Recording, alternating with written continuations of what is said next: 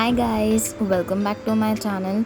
So this time I made a magical paper fan, and for making this you will be needing square color papers of 15 into 15 centimeter.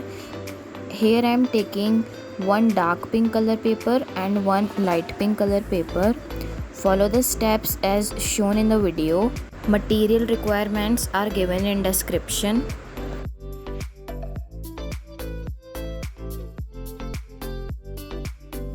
Here I am using glue. If you have a double-sided tape, then you can also use that.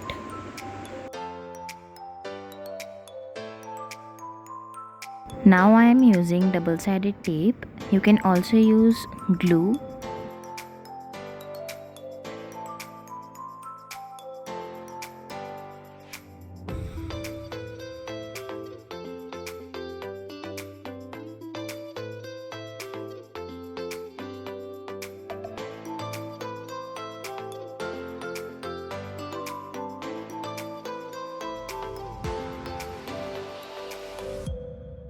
Now take a blue color paper and follow the steps as shown in the video.